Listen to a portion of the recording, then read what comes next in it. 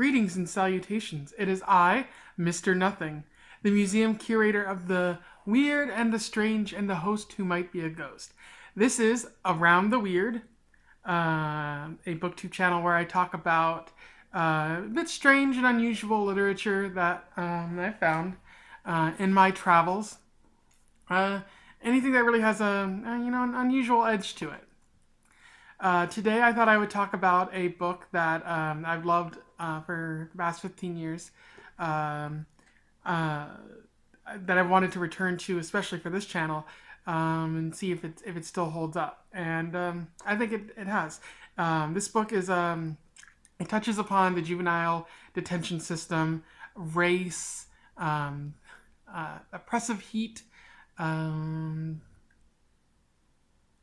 uh, Deadly reptiles, etc., etc. It's Holes by Louis Sachar. So, yeah, I wanted to talk about a little bit about the plot, some themes I noticed, um, a little bit about the YAF, young adult fiction nature of the book, and also compare the movie, compare it to the movie, to see if there were any differences that should be mentioned. Um, so this story is interesting in that it follows three different narratives.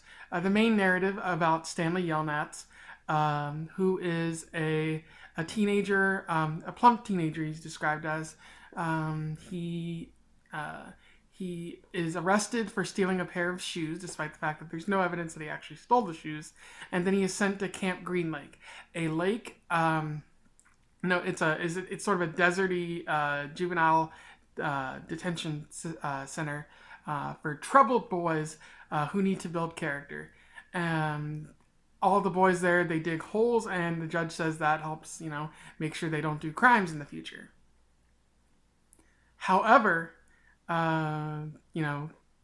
is it ethical to make children dig holes in the desert? I would say no, it is not. So the story follows him as he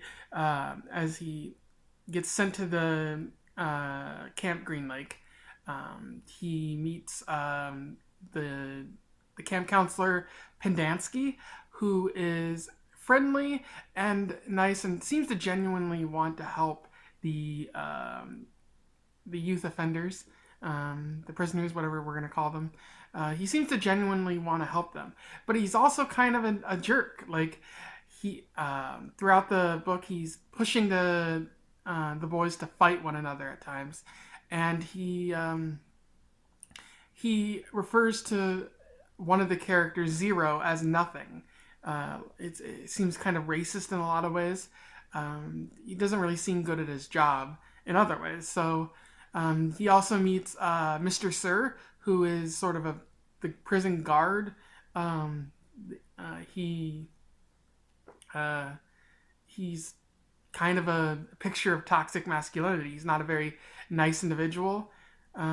He seems to want to hurt some of the children, and later in the book, when he gets hurt by the warden because of Stanley's actions, he holds it against Stanley throughout the rest of the book, and he deprives him of water, which doesn't seem good in a deserty area.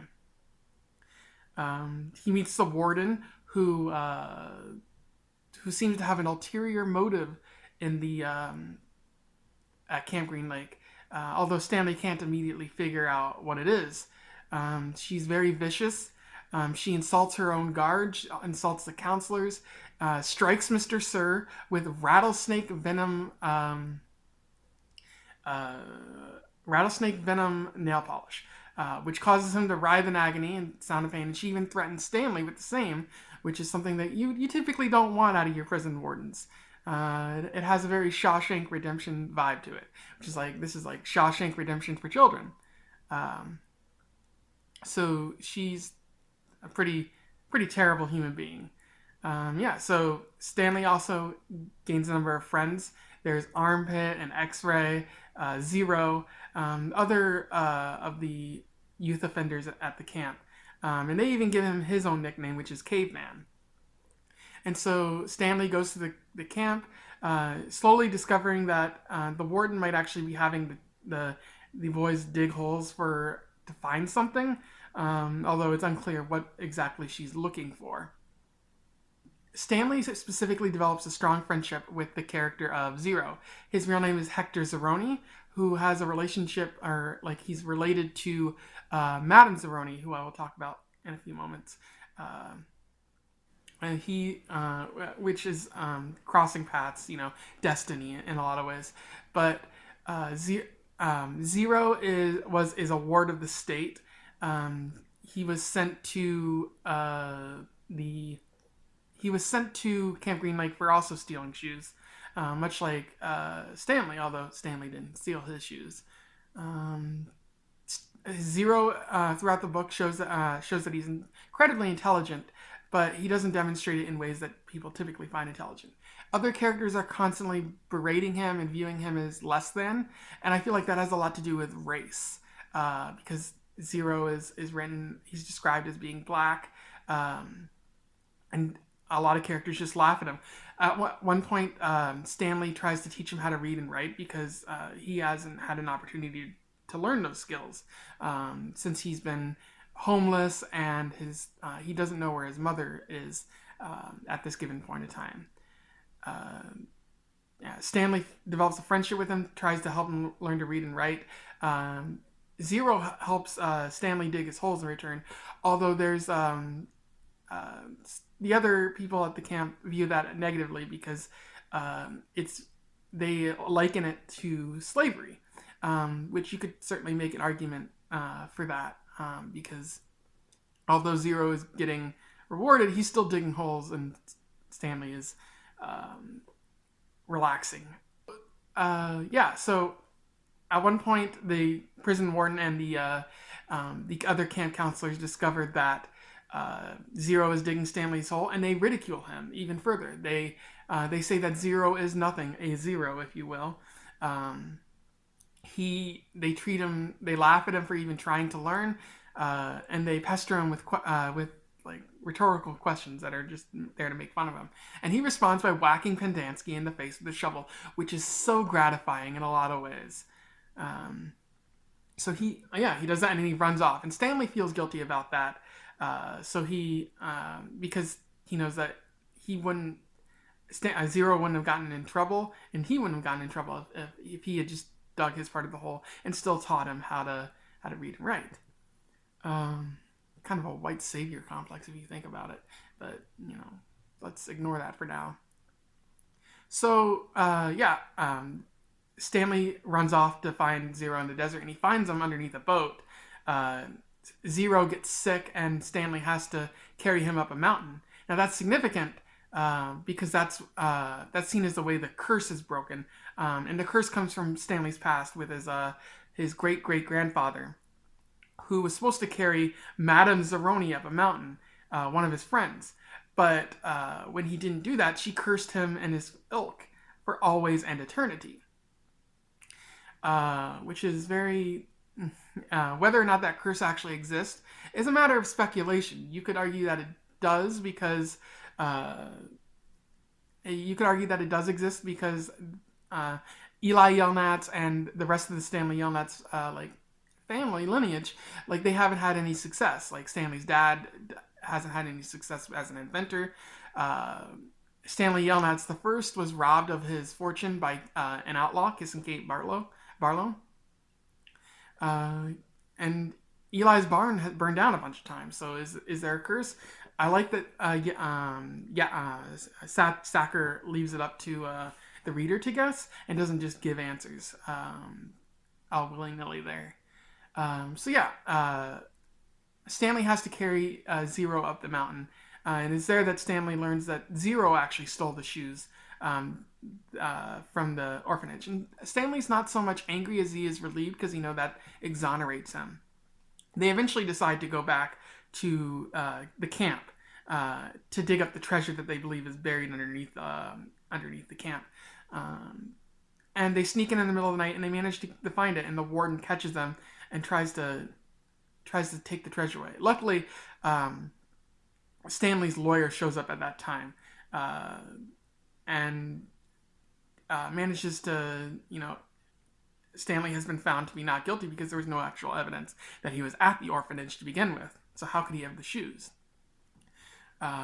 So yeah, he managed to go away, but before that, he also manages to get Zero free too, because it turns out that the warden and Pendansky uh, wiped Zero from the system when he ran away because no one was going to come looking for him, and they felt that if he died, he died. That was just that.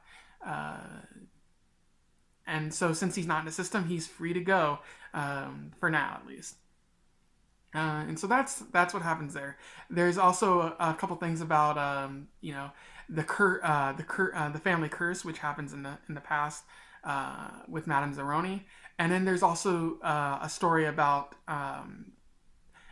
the citizens of Green Lake, the original city, before it became a ghost town. And what had happened was there was an interracial relationship between a local school teacher, Catherine, who became Kate Barlow, and Sam, the onion farmer.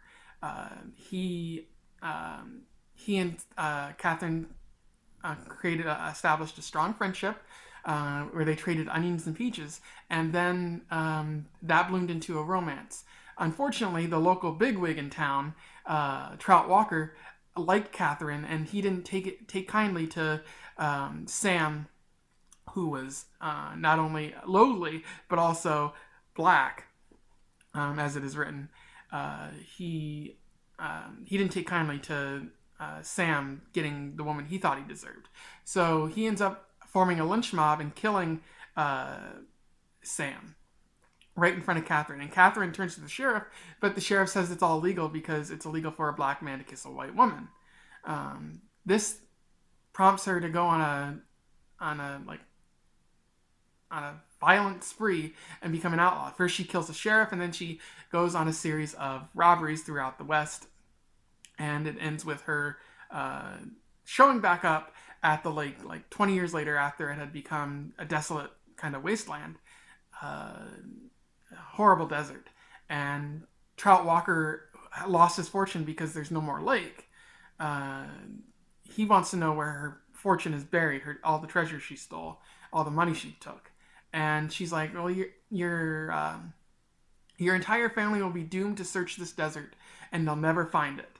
And it's interesting because the warden is the great granddaughter or something of Trout Walker, and it's very interesting that this is actually another perceived curse in the book, because the Trout family, the warden does find the treasure after Stanley finds it.